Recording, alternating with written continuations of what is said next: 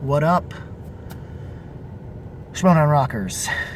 Alright, so apparently I pays to be a patron.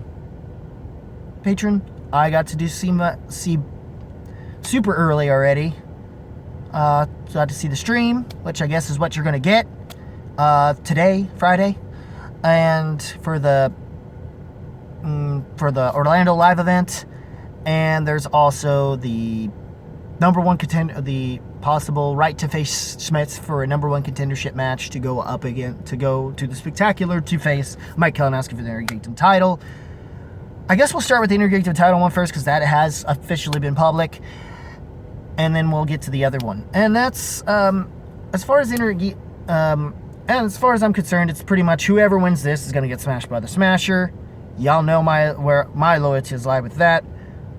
However, I'm not going to lie and say I ain't worried for Smasher now, especially given how good that first round was for them.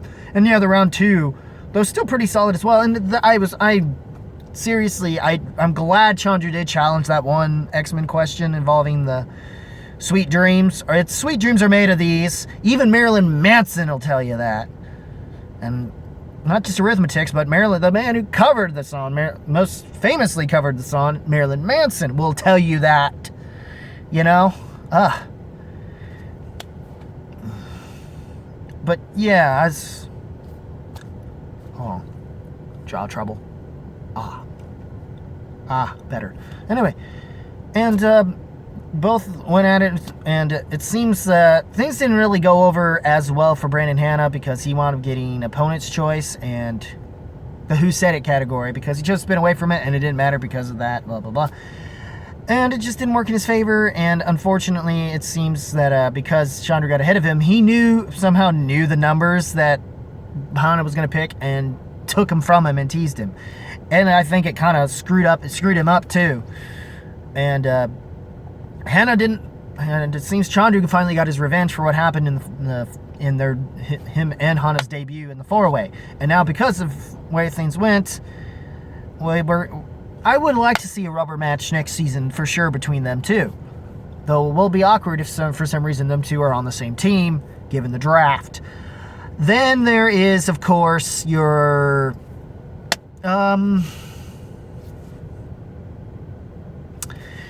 and then, of course, the live events.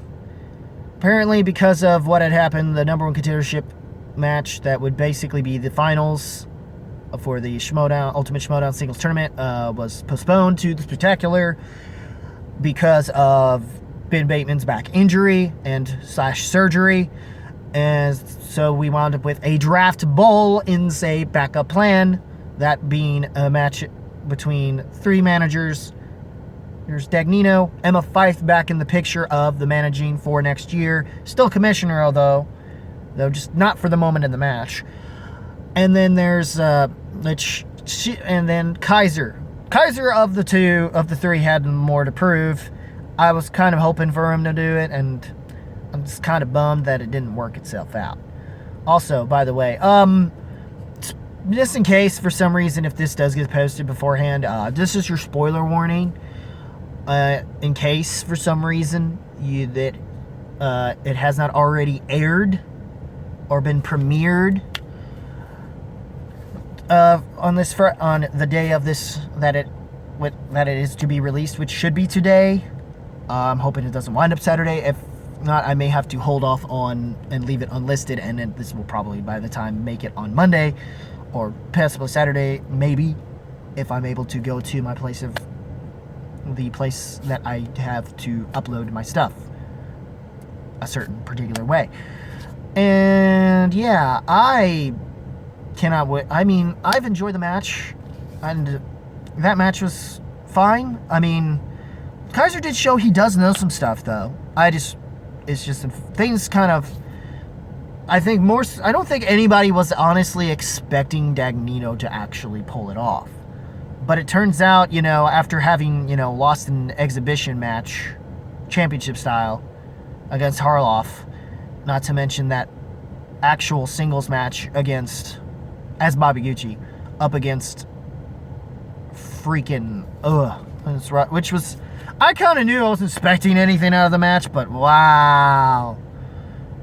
Oh, that was yikes. But anyway, yeah, after that, he finally stepped it in between that exhibition match from last month. I'd say he stepped it up. He stepped it up. Big time. And yeah.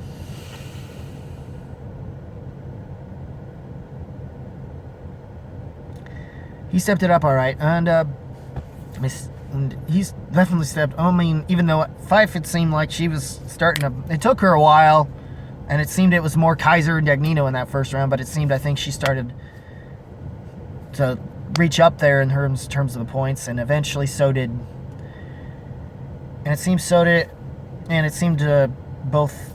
Eventually things changed to up hands. And then the round 3 happened. And it seemed... She was ahead in the lead, but then all of a sudden... But Kaiser wasn't able to pull what he needed to, which is unfortunate. Now I regret not sending him the one thing anyway. It seemed like it didn't matter. So, but... Hopefully he enjoyed the one thing I sent him the other day. But anyways. The thing with... And then I think we were all hoping Emma would pull something out. Or at least at that point I was, since, you know, my boy Kaiser wasn't going to pull it out. And it's pressing. But, however, it's not that Dagnino didn't need the win himself anyway.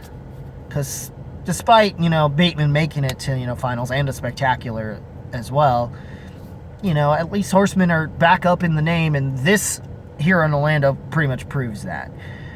With his win... And now he has the draft pick. So whatever team the name his team is going to be, I don't know if they're going to just call them, I don't know what he's going to refer to that team as. It's going to be interesting. I don't know if it's going to be the Gucci's.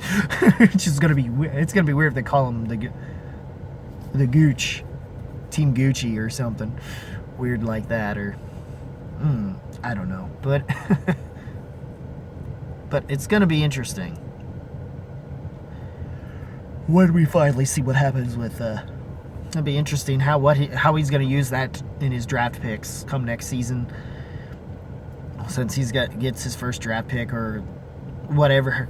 He's got somewhat of a head step advantage that he definitely probably needed going into that. And then we have our matchup with... Oh yeah, I forgot to mention Chandru follows up and tries to get Merle, or at least work something with Merle. Didn't exactly work in his favor, but, you know, you could tell he seems like he's trying to work his way in as a manager in that cutscene. I forgot to mention about that. And it's the only cutscene we're going to see so far within the week, within the Chandru Hanna match.